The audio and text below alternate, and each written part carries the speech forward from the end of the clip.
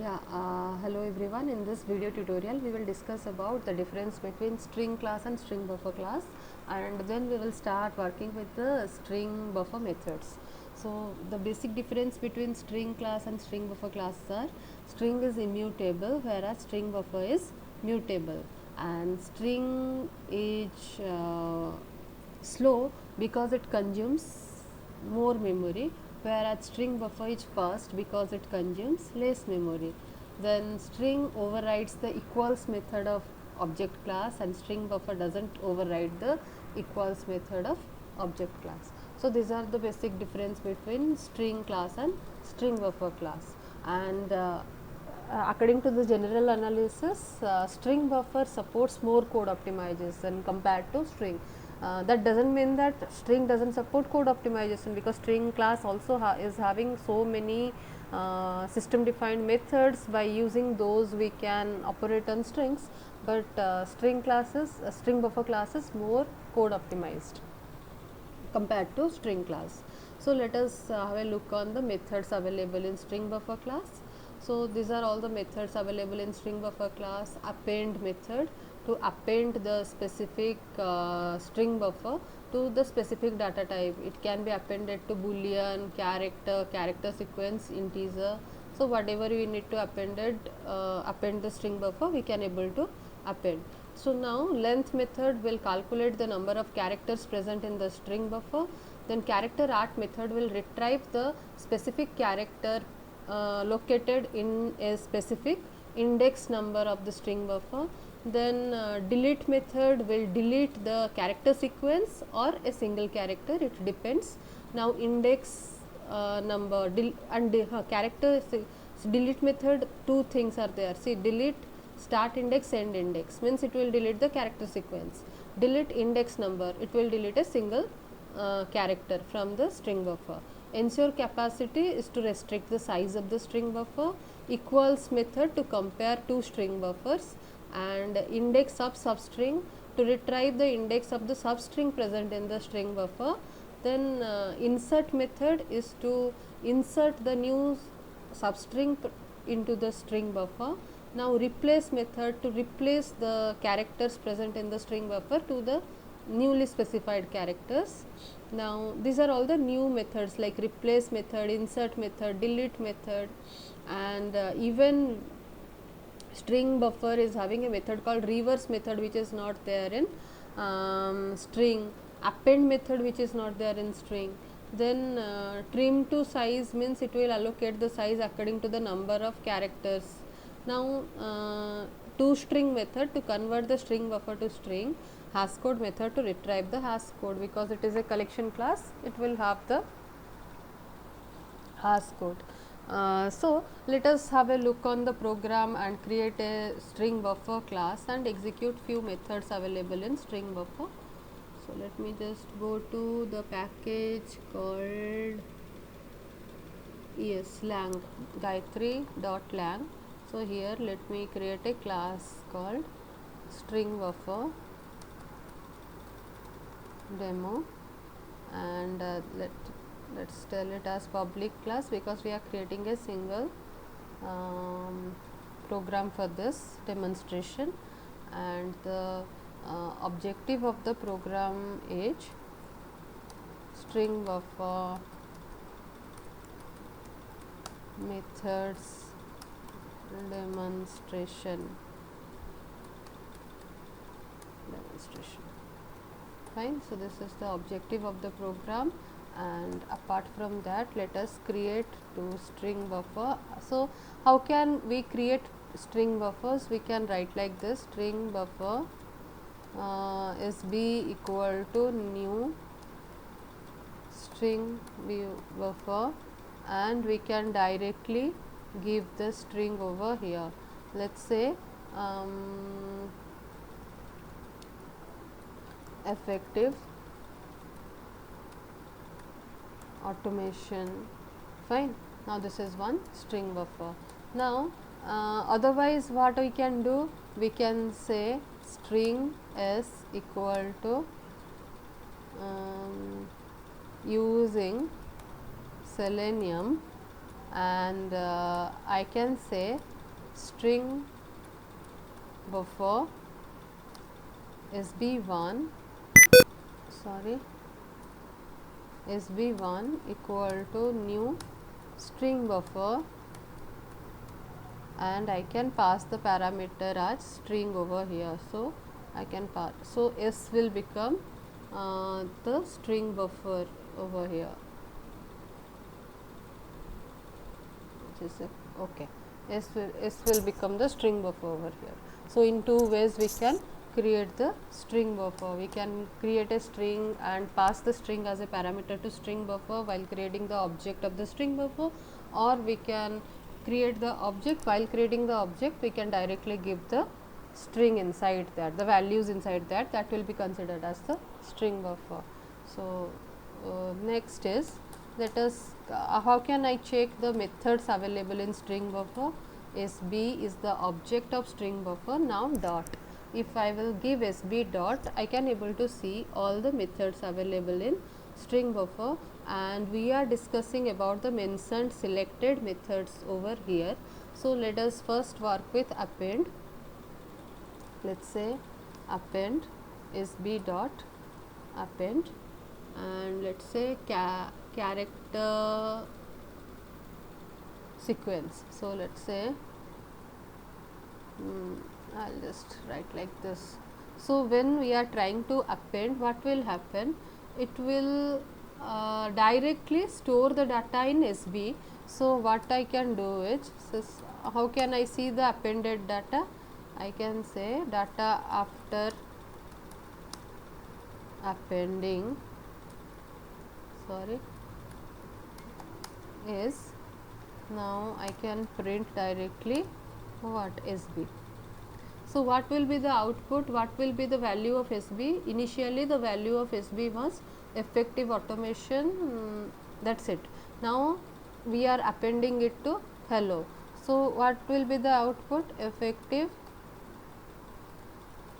automation hello. This is what the output. Now let us execute and check whether we are getting this expected output or not. See, effective automation hello. Fine. So here memory management will come into the picture. How exactly it will manage the memory effectively? It will store the data after appending in the same location where SB was there. Fine. Okay. So now next is, we can also say append dot append.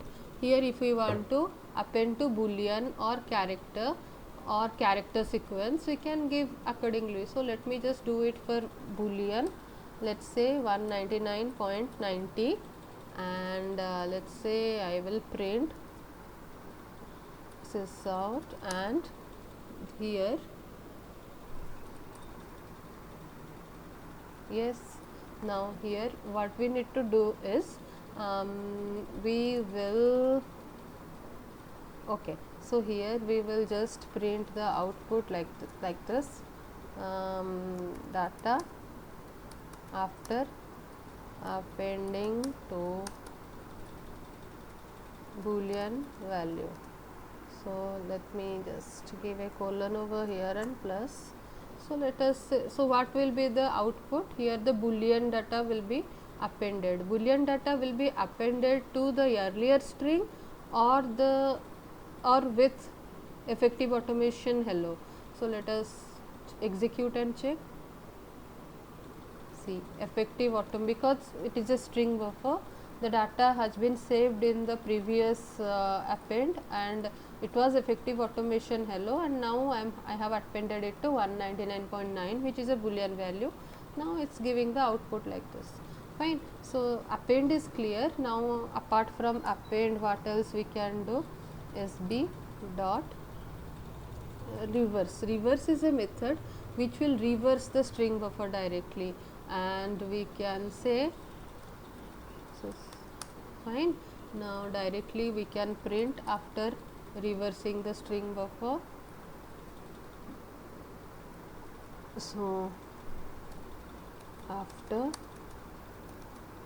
reverse. We can, if we want, we can store it in a string buffer, or we can leave it like this and just print the output like this. So let me just say yes, it is, the data is getting reversed.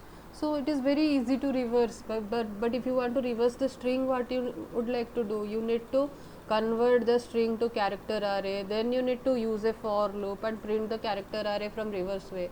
So you unnecessarily you need to write 2 to 3 lines of code, and here instead of writing 3-4 lines of code, you are reversing it within a single sort, in a by using a single method, right, in one line code. So that is the reason we told over here string buffer is more optimized compared to string, right. So this is what we spoke here in notes. String buffer supports more code optimization compared to string. Fine. Now what are all the other methods string buffer is having? Let's say sb dot let's say replace method. Replace method is if I want to replace the string buffer from start and end point. Start point may be 1 or 0. Let's say it is okay. Let's say it is 1 and end is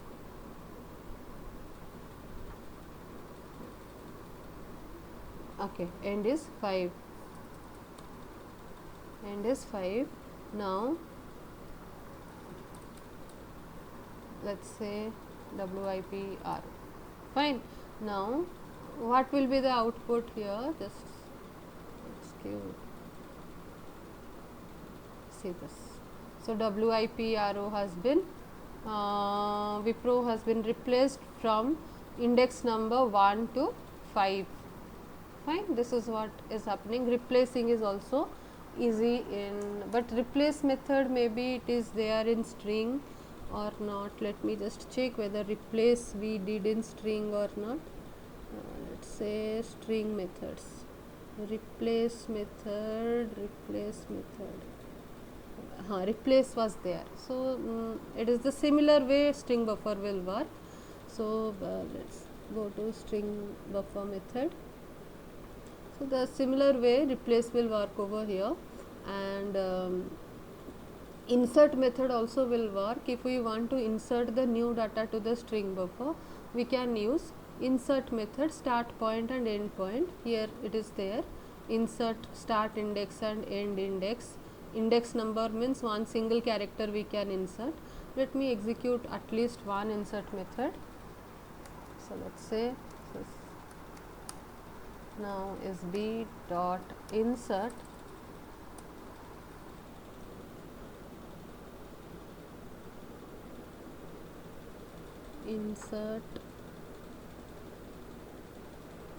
and I want to insert a single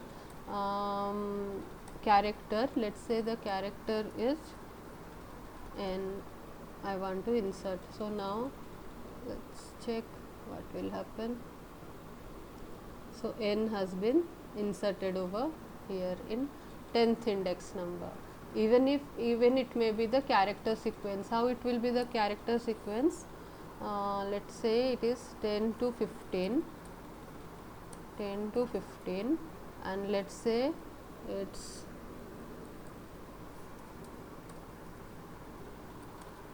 test 1 and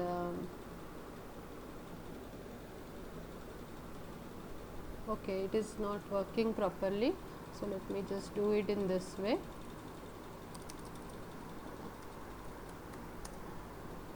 sb dot insert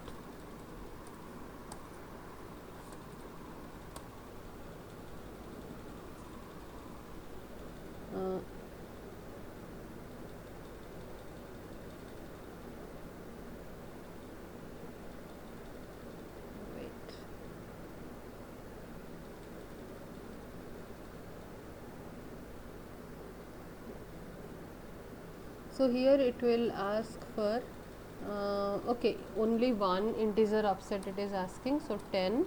Now we need to insert, let's say it is str, it's a string, So let me just say like this and execute. So str must be inserted to the string. Here see this str has been inserted. Fine. So no need to go for first position, like from beginning to end. It was wrong. You need to use one index number where exactly you need to insert the data. So apart from that, reverse we already saw, insert we already saw, delete we can execute like insert, it will delete the data. How can we execute delete? Let me just execute one delete, sb dot delete. I want to delete that str, so delete. Fine. Now from 10th I want to delete okay, 10, 11, 12. So let me just say like this, 10, 11, 12. So now the str will get deleted probably. Yes, str got deleted from the string. Str got deleted from the string.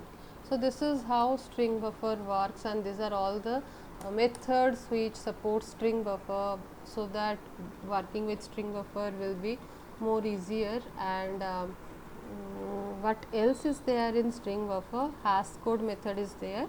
We can use hash code which returns the integer object. So let me just use integer hs equal to sb dot hash code. This is the method, and we can print this hs so that we can get the hash code of the string buffer. Yes, it is printing the hash code of the string buffer, which is similar to string. String also we saw how the hash code works. And apart from that, what else is there here? Okay, character at index number. Character at index number means, let's say 10, and let's print it. So it will print the respective character inside the string buffer which present in index location 10. A single character will get retrieved. Now see, the single character is R in 10th location of the string buffer. Fine. Now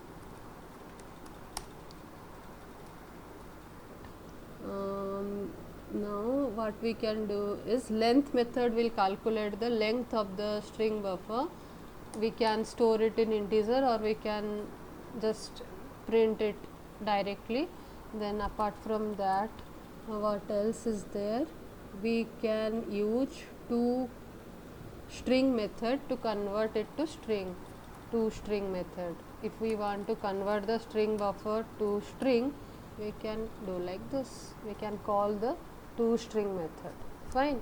So let us execute this out, and I am just going to execute these two things. One is length, another one is toString method. So let's say whether it is working or not. It is showing the length as 31. ToString method is converting the string buffer to string, and it is printing the data. So this is all about string buffer methods. All the important methods has been listed over here, so that it will definitely help us to do some kind of logic building, problem solving, and implement the easier strategy when exactly we are reversing a string. Instead of writing multiple lines of codes, at least we can put the string in string buffer, convert the string to string buffer, and use the reverse method. In that way we can use. And if it comes to memory management, string buffer is better than string, because it executes faster, it consumes less memory space. Thank you so much for watching the video. Happy learning.